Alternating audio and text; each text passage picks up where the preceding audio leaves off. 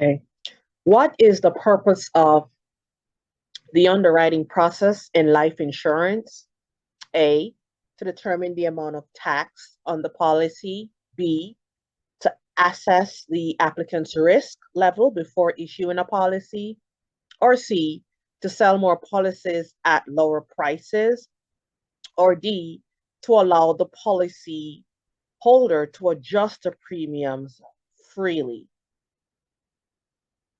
The correct answer is B, which is to assess the applicant's risk level before issuing a policy.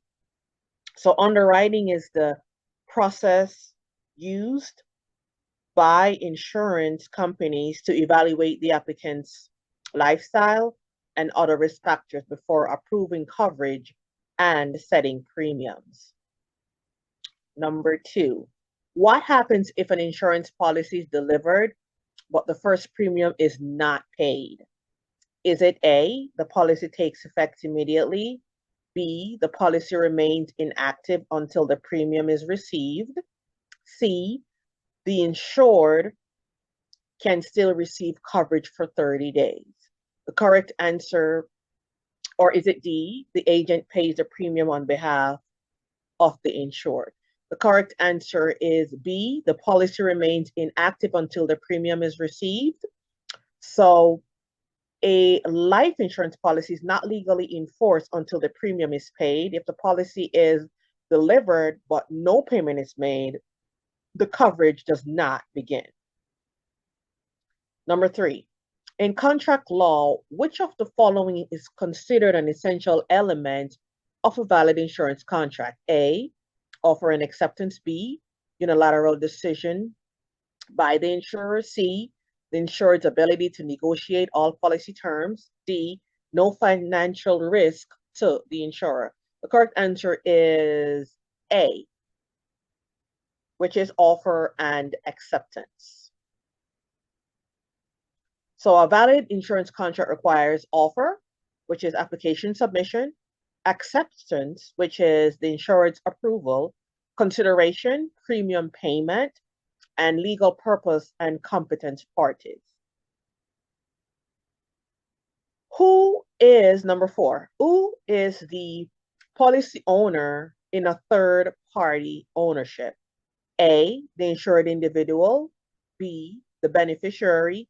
C, a person or entity other than the insured. D, the insurance company.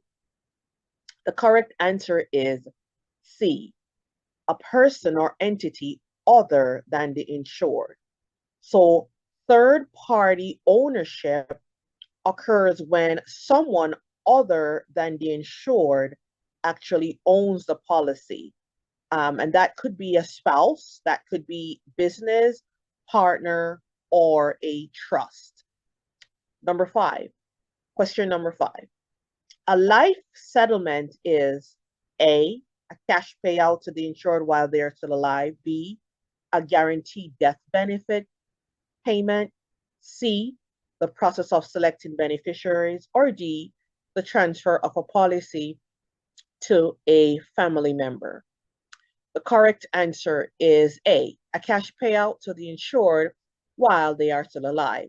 A life settlement allows the policyholder to sell their policy to a third party for a lump sum, often higher than the cash surrender value, but lower than the death benefit. Number 6, which of the following is a key benefit of a group life insurance? A, no medical exam is required for most participants. B, coverage remains even after leaving the employer. C, individual premiums are higher. Or D, only available to business owners. The correct answer is A. No medical exam is required for most participants in a group life insurance. Is commonly offered by employers and provides coverage without requiring a medical exam, making it more accessible. Number 7, Which of the following retirement plans is tax deferred? Is it A, Roth IRA, B, traditional IRA, C, certificate of deposit, or D, savings account? Correct answer is B, traditional IRA. Contributions to a traditional IRA are tax deferred, meaning taxes are paid when withdrawals begin. Usually that begins at retirement, which is normally age 59 and a half. What is the primary purpose of a life insurance needs analysis? Question number 8. Is it A, to determine the maximum policy payout, B, to estimate how much life insurance a person needs, C, to compare different insurance companies, or D, to reduce the cost of insurance? The correct answer is B, to estimate how much life insurance a person needs. Explanation. A needs analysis considers factors like income replacement, debts, future expenses such as college retirement, and funeral costs to determine the appropriate coverage amount for the individual. Number 9, unfair trade practices in insurance include offering lower premiums for younger policyholders, or B, making false statements about a competitor's insurance product, or C, providing group life insurance through an employer, or D, offering discounts to long-term customers. The correct answer is B, making false statements about a competitor's insurance product. Unfair trade practices include misrepresentation, false advertising, and defamation of competing insurance companies. Question number 10. What does the replacement of life insurance rule ensure? Is it A, the policyholders can change insurance companies freely? Is it B, the policyholders are informed about the consequences of replacing a policy? Or C, the insurers offer better rates for replacement policies? Or D, the premiums remain the same when switching policies? The correct answer is B, that policyholders are informed about the consequences of replacing a policy.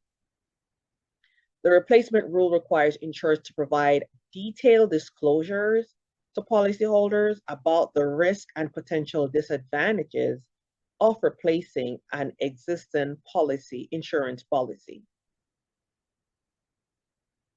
Question number 11. Life insurance advertisements in Georgia must A, clearly disclose all terms and conditions, B, be exaggerated to attract more customers, C, contain legal jargon that only agents can understand, or D, only be published in newspapers. The correct answer is A. Advertisements must clearly disclose all terms and conditions. Georgia law mandates that life insurance advertisements provide clear, truthful information to prevent misleading consumers. That's all states, not only Georgia. And question number 12, insurable interest in life insurance means that the policyholder must A, have a financial or emotional interest in the insurer's life, B, be related to the insured by blood, C, be listed as the beneficiary, or D, own the policy for at least 5 years. The correct answer is A. Insurable interest means have a financial or emotional interest in the insured's life. So insurable interest exists when the policyholder would suffer financial or emotional loss if the insured passed away.